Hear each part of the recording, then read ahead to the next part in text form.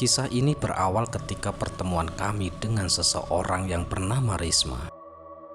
Kami adalah 3 sahabat baru yang bertemu saat pertama kali memasuki jenjang sekolah SMA.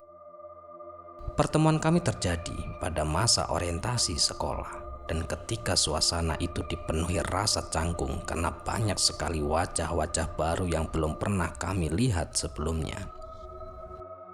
Namun entah bagaimana, ketika aku bertemu dengan 3 temanku, yaitu Risma, Rani, dan juga Arini, kami langsung merasakan pertemuan yang sangat-sangat hangat. Seolah-olah merasakan pertemanan kami terasa sudah sangat lama. Hari demi hari pun persahabatan kami semakin erat dan tak ada lagi kata-kata canggung di antara kami. Bahkan kami pun tak segan-segan berbagi cerita, berbagi rahasia kecil dan juga canda tawa baik di sekolah maupun di rumah. Waktu kami pun dihabiskan bersama-sama, terutama di rumah Risma yang seolah-olah telah menjadi markas besar kami. Rumah Risma memang menjadi tempat berkumpul kami. Selain karena Risma berasal dari keluarga berada, rumahnya pun juga luas dan juga nyaman. Namun hal yang paling kami sukai adalah keramahan kedua orang tuanya. Mereka selalu menyambut kami dengan senyuman hangat, membuat kami merasa tidak sungkan untuk berlama-lama di sana. Risma merupakan anak pindahan dari kota Brebes. Keluarganya pindah ke kampungku yang terletak di kota Majenang. Karena sang ayah kala itu menjalankan bisnis pengepulan beras. Meskipun keluarganya dikenal sebagai orang kaya, Risma dan juga keluarganya tak pernah menunjukkan sikap yang sombong. Justru sebaliknya, mereka sangat rendah hati terhadap siapapun. Suatu hari, ketika kami tengah asik bercanda gurau di teras rumah Risma, kala itu tiba-tiba saja terdengar suara ketukan pintu yang lumayan keras, seolah-olah ada seseorang yang tak sabar untuk segera masuk. Kemudian suara berat pun terdengar di balik pintu, memberi salam dengan nada yang penuh keakraban. Risma pun kemudian segera beranjak untuk membuka pintu, dan pada saat itulah terlihat seseorang pria yang berusia sekitar 35 tahun tengah berdiri bersama seseorang wanita dan juga bayi kecil dalam gendongan wanita itu. Risma pun kemudian menyambut mereka dengan antusias. Pria tersebut adalah paman Risma yang ternyata datang dari daerah Tegal bersama istri dan juga anaknya yang masih kecil. Kedatangan mereka pun langsung disambut oleh orang tua Risma yang sudah menunggu di ruang tengah. Ada kehangatan suasana saat itu, di mana percakapan hangat antara anggota keluarga berlangsung sembari diselingi dengan canda ringan. Risma pun tampak sangat senang melihat kedatangan mereka. Ayah dan juga ibunya pun segera mengajak mereka untuk menuju ke meja makan. Seolah-olah sudah menyiapkan jamuan khusus untuk menyambut kedatangan tamu yang jauh itu. Setelah urusan keluarga usai, kami kemudian kembali menuju ke kamar Risma untuk melanjutkan obrolan yang sempat terhenti.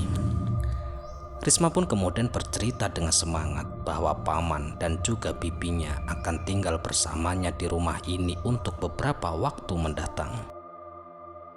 Mereka datang tidak hanya untuk berkunjung, tetapi untuk membantu usaha keluarga Risma yang semakin berkembang dengan pesat. Risma pun tampak sangat senang karena kehadiran keluarga pamannya itu akan membuat rumahnya terasa lebih ramai lagi. Terlebih lagi, kehadiran bayi kecil yang bernama Mayang, anak dari pamannya, memberikan Risma kesempatan merasakan bagaimana rasanya memiliki adik bayi di rumah. Bahkan ia bercerita dengan antusias bahwa sangat menanti-nantikan waktu-waktu yang akan ia habiskan dengan bersama sang bayi.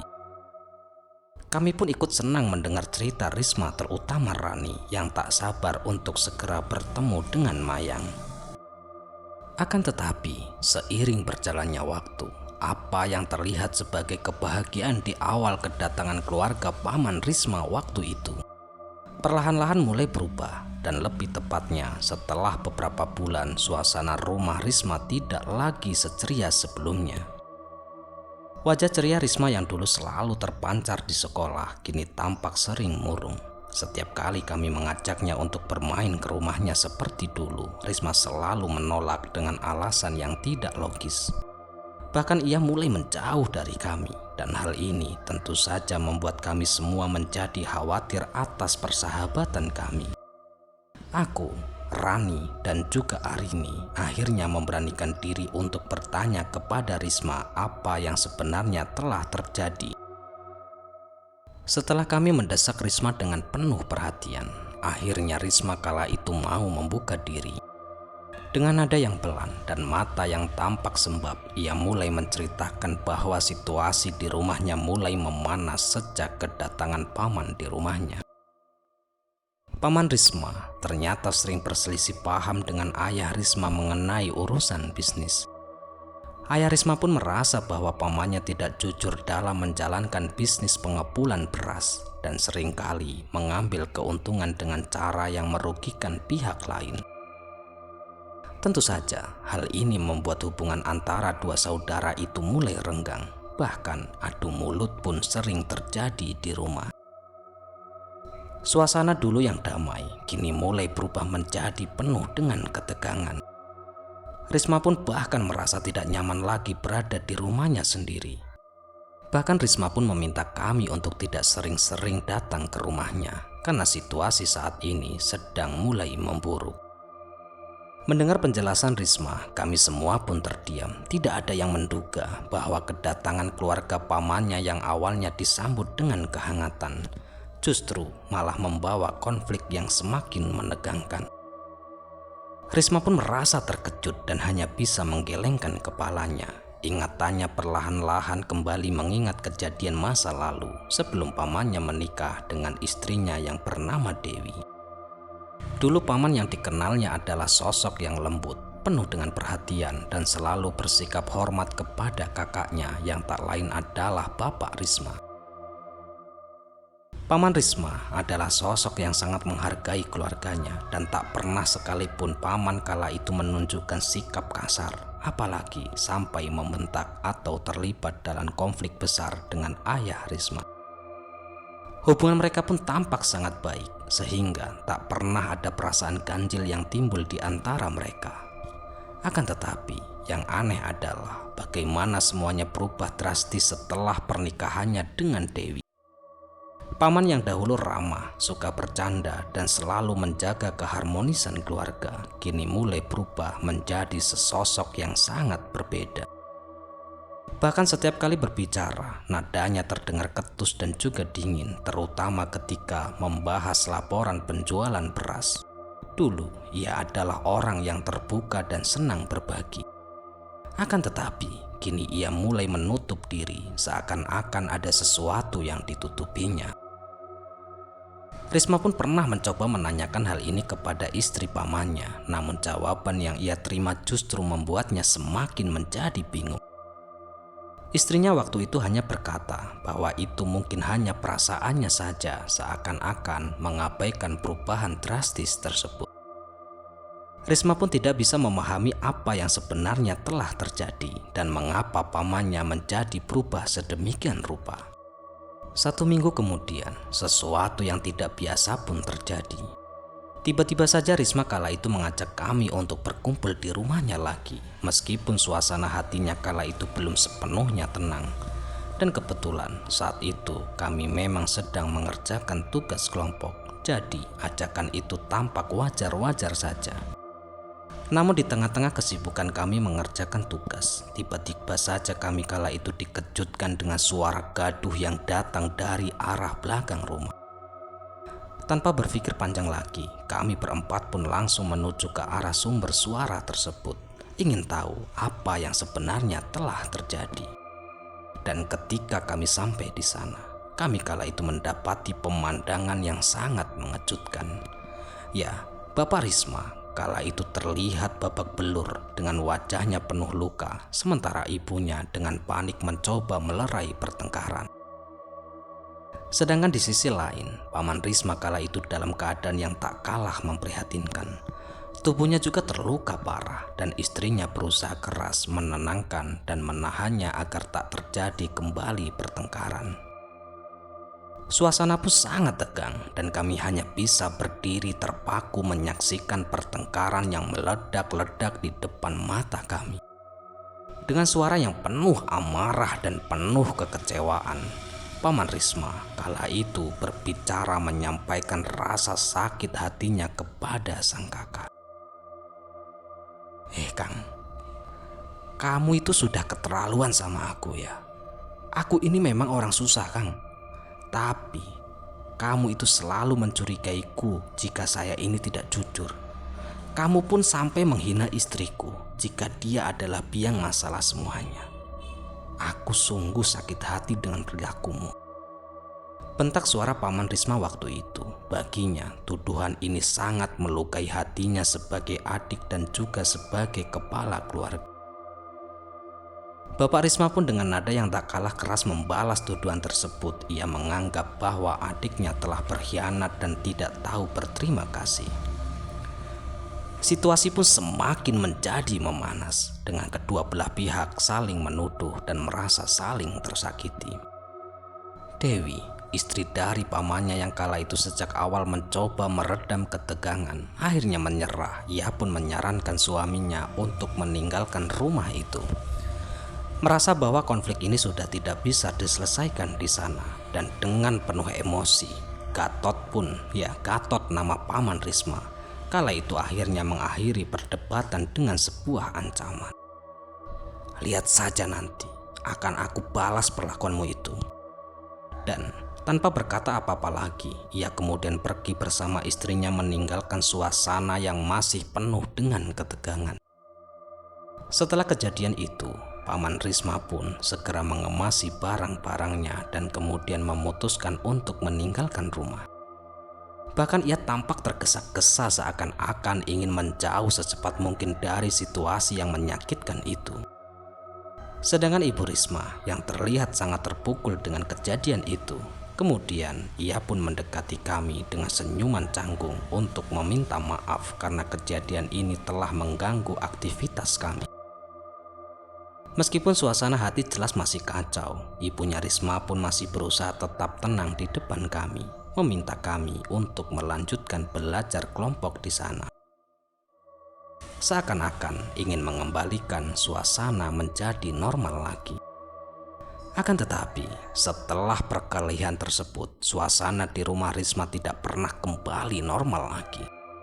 Bahkan Risma sendiri sering terlihat salah tingkah saat sedang belajar kelompok. Kami yang awalnya berusaha untuk tetap tenang, akhirnya saling memberi isyarat untuk segera pulang dan melanjutkan pekerjaan kelompok di rumah Arini di hari berikutnya.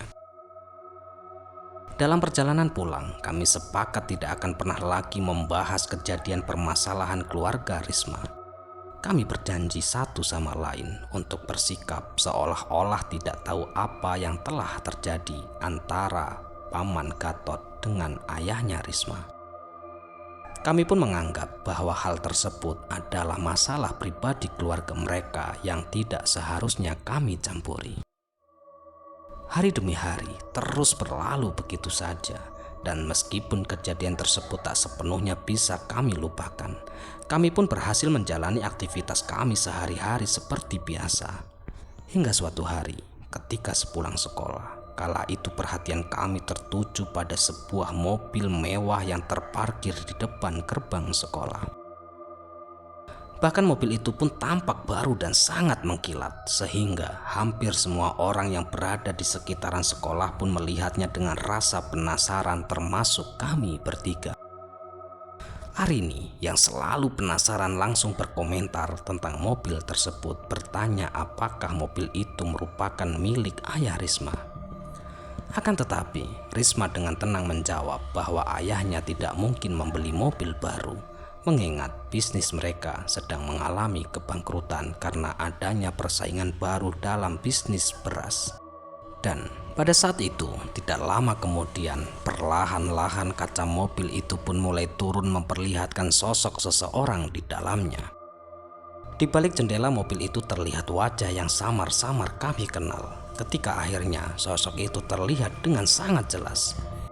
Kami semua mulai menyadari bahwa dia bukanlah orang asing bagi kami. Raut wajah Risma pun berubah seketika saat ia menyadari siapa yang sedang duduk di balik kemudi.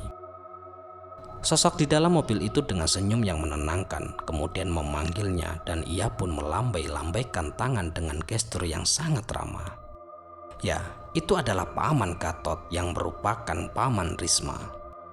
Penampilannya pun tampak jauh berbeda dari sebelumnya. Rambutnya terlihat disisir rapi, tampak berkilau seperti seseorang artis yang sering muncul di layar TV.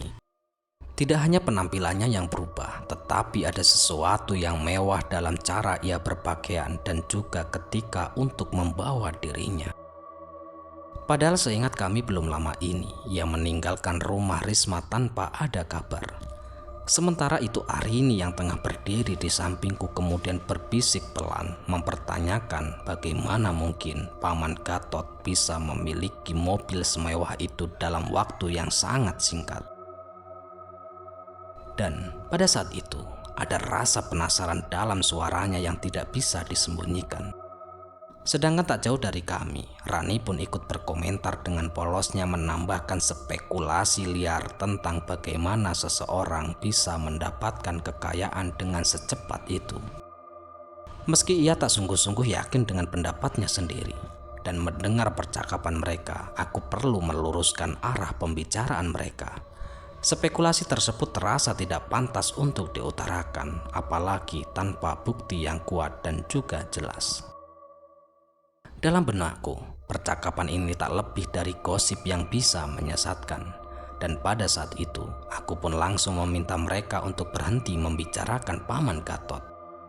Melihat Risma yang telah memasuki ke dalam mobil pamannya itu dan kemudian melambai-lambaikan tangan ke arah kami. Kemudian aku pun menyarankan agar kami segera untuk pulang dan sepertinya Risma akan pulang bersama pamannya dan aku pun merasa tidak perlu untuk memperpanjang percakapan itu yang hanya akan menambah rasa curiga yang tak pernah mendasar. Kemudian kami pun melanjutkan perjalanan pulang. Akan tetapi rasa penasaran Rani belum mereda.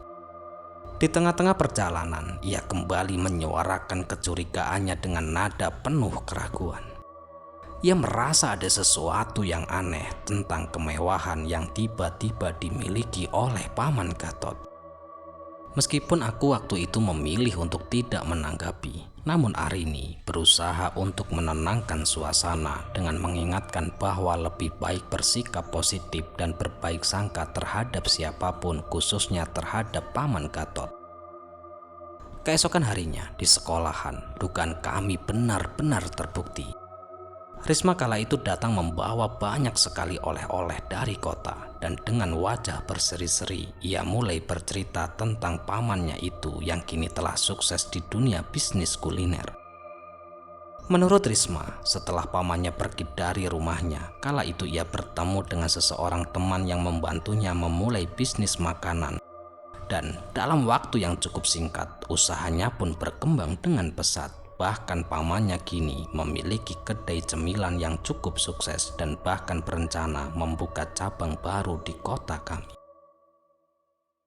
Risma pun menjelaskan bahwa kemarin pamannya mampir untuk menjemputnya di sekolah dan mengunjungi ayahnya untuk meminta maaf. Mendengar cerita Risma, aku merasa lega mengetahui bahwa hubungan keluarga mereka telah membaik lagi. Meskipun begitu, aku hanya merespon dengan singkat, merasa bahwa permasalahan mereka sudah terselesaikan dengan sangat baik. Ada rasa syukur bahwa pamannya sudah kembali dalam kondisi yang lebih baik lagi dan keluarga mereka tampaknya mulai membangun kembali hubungan yang sempat renggang. Akan tetapi, suasana yang mulai tenang kembali sedikit terusik oleh komentar Rani yang belum bisa sepenuhnya melepaskan rasa penasarannya itu. Ia masih bertanya-tanya bagaimana Paman Gatot bisa mencapai kesuksesan dengan begitu cepat. Meski kali ini ia tak lagi melontarkan kecurigaannya secara langsung. Arini yang tampaknya memahami gelagat Rani. Kemudian ia segera menyela dan mereda pembicaraan sebelum pembicaraan tersebut berkembang lebih jauh lagi. Dengan cepat ia pun langsung mengubah nada pembicaraan. mencoba memberikan perspektif yang lebih baik tentang kesuksesan Paman Gatot. Melihat Arini dengan cepat meluruskan situasi, aku pun hanya bisa tersenyum kecil dan menyetujui tindakannya itu. Tanpa banyak bicara, aku pun kemudian memberikan isyarat kepada Rani agar tidak terus menggali topik yang mungkin membuat Risma tidak nyaman. Sedangkan Risma waktu itu tampak sibuk menikmati hadiah-hadiah dari Paman Gatot dan tidak menyadari apa yang baru saja terjadi. Baginya, semua itu tanda bahwa sang paman kini telah berubah menjadi sosok yang lebih baik dan menjadi seseorang yang sangat sukses. Bahkan, hal itu pun cukup baginya untuk merasa bahagia tanpa memperdulikan komentar ataupun kecurigaan yang mungkin muncul di sekitarnya.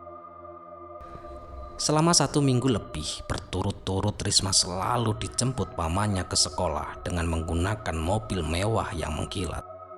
Suatu pemandangan yang mencolok dan menarik perhatian banyak sekali orang. Mobil itu begitu berbeda dengan kendaraan sebelumnya.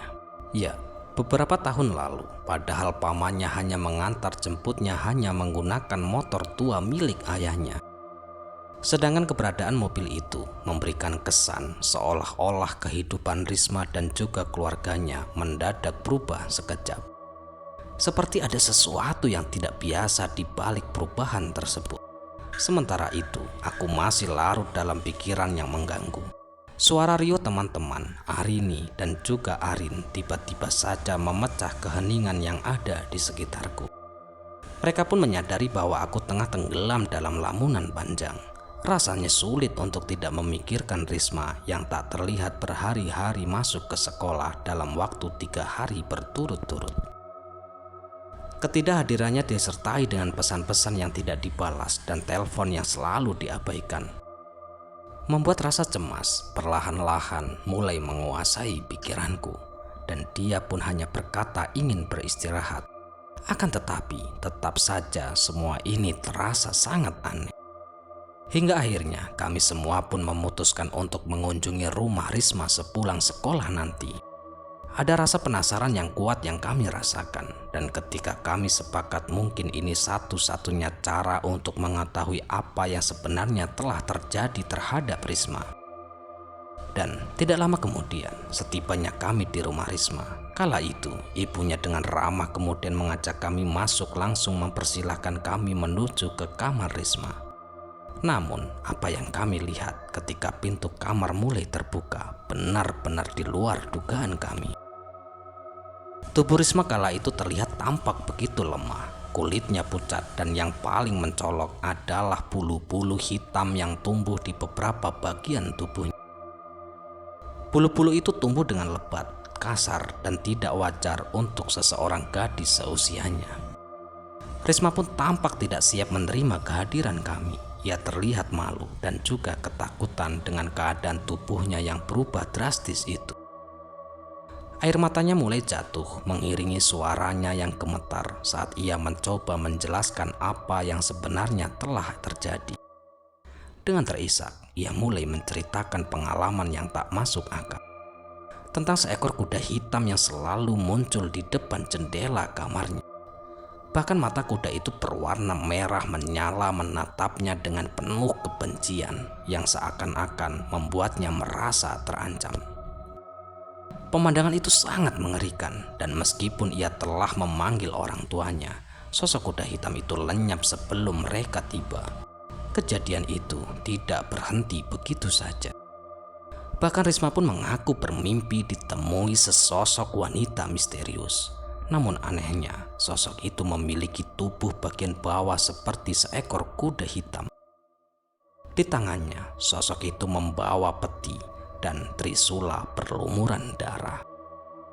Bahkan ketika peti itu dibuka, Risma pun sangat terkejut kala itu ketika ia melihat kepalanya sendiri berada di dalam peti itu. Rasa takut yang luar biasa menghantamnya, membuatnya ia menjerit sekuat tenaga hingga terbangun dalam keadaan tubuhnya yang dipenuhi dengan bulu-bulu hitam. Perubahan fisik Risma hanya butuh waktu yang sangat singkat, hanya butuh waktu 1 malam saja. Sangat mengkhawatirkan, ia merasa tubuhnya tidak lagi miliknya. Keanehan pun terus berlanjut di setiap setengah malam ketika ia mendengar suara langkah kuda mengelilingi rumahnya. Namun anehnya, kedua orang tuanya tidak pernah mendengar apapun seperti apa yang didengar oleh Risma. Rasa takut yang membara terus menguasainya, dan kami pun hanya bisa terdiam, merasa tak berdaya menyaksikan sahabat kami dalam kondisi seperti itu. Suasana di dalam kamar semakin mencekam ketika Risma kala itu tiba-tiba saja berteriak. Kemudian menunjuk ke sudut kamar sembari memohon agar sosok yang tidak terlihat itu segera pergi menjauh darinya. Dan pada saat itulah ayah Risma kemudian langsung masuk ke dalam kamar diikuti dengan seseorang nenek-nenek bertubuh bungkuk.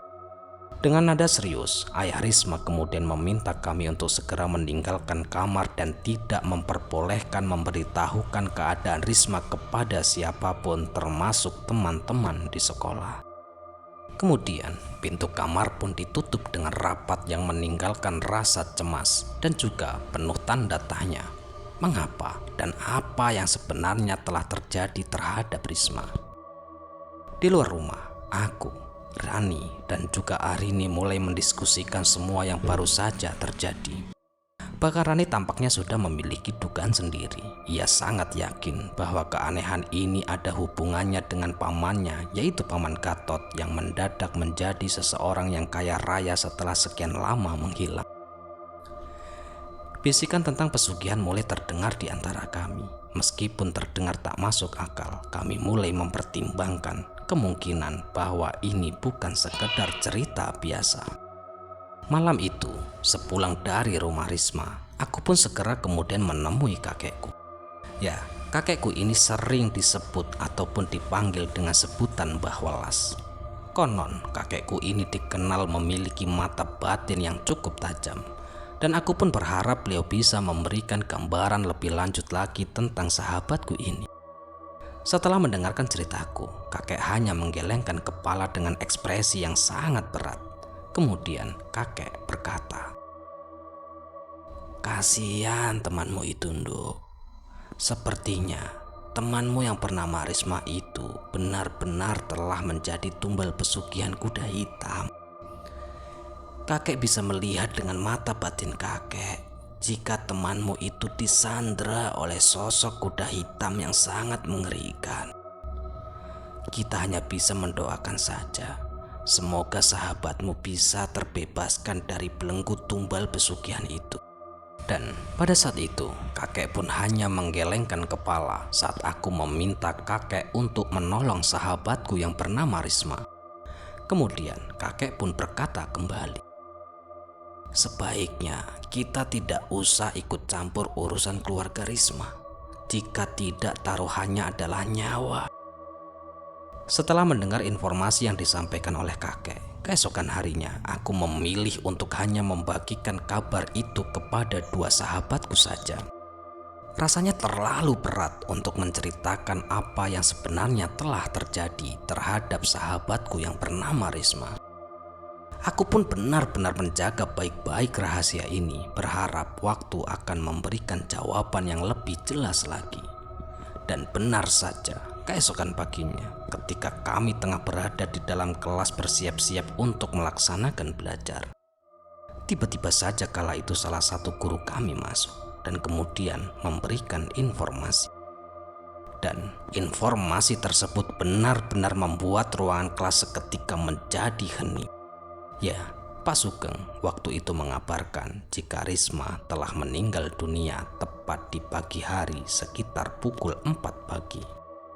Mendengarkan hal itu, kami benar-benar terpukul dan juga merasa kehilangan atas meninggalnya sahabat kami yang tercinta, yaitu Risma.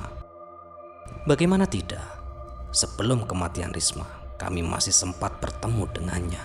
Memang keadaan Risma kala itu terlihat sudah sangat memprihatinkan dan kami belum berpikir jika sakit yang ia derita akan membawanya menuju ke alam baka. Dan seketika kami pun langsung menduga bahwa Risma meninggal dunia benar-benar telah menjadi tumbal pesugihan dari Paman Gatot yang tak lain adalah adik dari ayahnya sendiri. Akan tetapi kami tak bisa membuktikan semua itu dan kami pun takut untuk menelusuri lebih jauh lagi.